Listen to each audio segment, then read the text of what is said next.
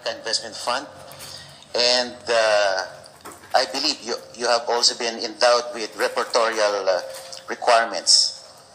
And what mechanisms are in place to ensure the transparency of these multi-million investments that were made? I believe early this year there were investments made already by the Maharlika Investment Fund. Yes, thank you very much. Yes, it is true that we report to Congress yearly. I think there are documents submitted to Congress to provide status with regard to the investments of Maharlika. Essentially, Maharlika has invested in two projects.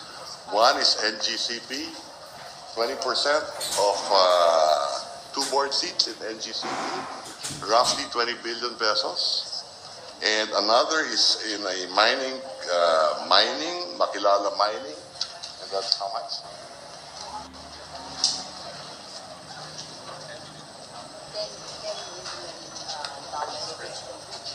A bridge loan right now of roughly $10 million. The balance, there's 75 billion available. The balance is with Treasury. So it's earning interest on its investment in Treasury bonds. It has provided dividends to the national government of roughly 2.4 billion, if I recall, or 1.4 billion in dividends to the national government. Thank you, Madam. The paper submitted to Congress. Thank you, Madam Chair, Secretary. And since the Maharlika Investment Fund is an additional source of revenue, can we tap into this fund to fund pro programs?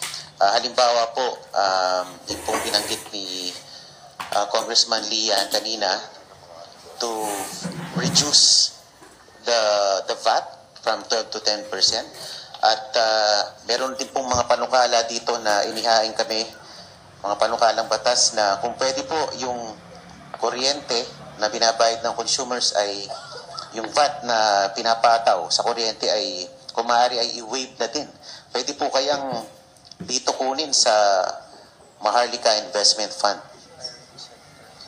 Yung Maharlika Investment, para sa investment, ang pwede niyang gawin, halimbawa, it is considering investing in the grid operations, halimbawa sa Mindoro o yung mga spot areas na walang napakalang kuryente, doon tumitingin ang Maharlika Investment Fund, possibility of investing there.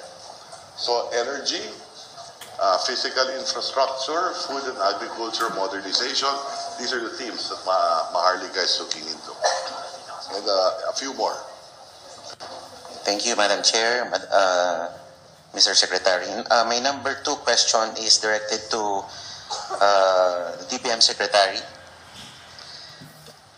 During last week's briefing by the Committee on Public Accounts with the DPWH, in their presentation, they related to us that there have been significant budget cuts in foreign-assisted projects. And these foreign-assisted projects composed mainly of infrastructure flagship projects, yung mga importanteng mga infrastructure projects ng ating bansa. In 2023, there is an 88% budget cut. From 70 billion, naging 7.9 billion na lang po ang budget for foreign-assisted projects. In 2024, 100% budget cut. So, wala pong nailaan sa foreign-assisted projects. At ngayong nitong 2025, 67% budget cut. From 70 billion, naging 23 billion na lang po ang inilaan sa foreign-assisted projects. Now, Madam Chair and Madam Secretary, I'd like to know on the long-term implication of this continued defunding of these foreign-assisted projects. Hindi po ba tayo na-penalize ng ating mga international partners pag hindi po tayo nagbabayad? At yung pong, ang alam ko po kasi, itong mga foreign-assisted projects are being defunded and they go to unprogrammed allocation ng ilang district congressmen. Ano po bang mas mahalaga sa atin, yung pong mga flagship projects na malalaki, na mas maraming nakikinabang, o yung mga pet projects po, local pet projects po ng mga district kongs? So, yung gusto kong malaman yung implication kung patuloy pong i-defund itong mga foreign assisted projects po natin.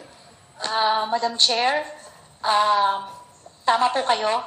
Pag ma-defund po yung ating mga foreign assisted projects, magkakaroon po ng delay dito sa ating mga proyekto. And meron din po tayong binabayaran na commitment fees. Pag tayo po ay hindi nakakapagbayad on time nung Magkano mga po yung commitment fees? natin. Kunin ko lang po yung exact number.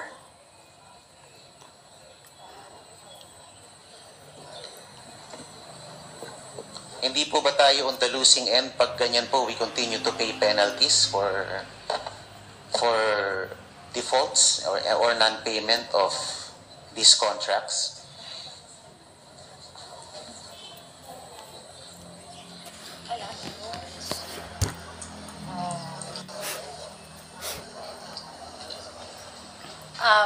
Meron po, we're just looking at that. Sorry, Yes, the commitment fees in 2024 is roughly $16.8 million, 962 million pesos. Ang binayad po natin. Commitment fees due to delay. Opo. Ano po kayang protective mechanisms in place, Madam Secretary, para masigurado natin na hindi po tayo ganitong natatalo sa hindi po pagbabayad ng mga multi-year contracts na ito. Samantalang ito naman po ay tumaan sa iba't ibang level ng approval sa mga sangay ng gobyerno. Ano po kayang magagawa natin para hindi po magpatuloy yung ganitong trend? Well, unang-una, kung ang tinukoy kanina ay tungkol sa unprogrammed appropriations, hindi na dapat gawin ng Kongreso yung paglipat ng foreign assisted projects mula sa program sa unprogram. Dahil unang-una, nade-delay yung mga project, nagbabayad tayo ng commitment fees, at lumalaki ang deficit ng ating pamahalaan. So yun ang unang-una. Pangalawa, maraming nade-delay because also of the pandemic. Nakaraan 2 taon, nagkaroon tayo ng pandemic. No? So, budget execution is also important as far as the executive is concerned. Na siguraduhin before we borrow money, we make sure that the project is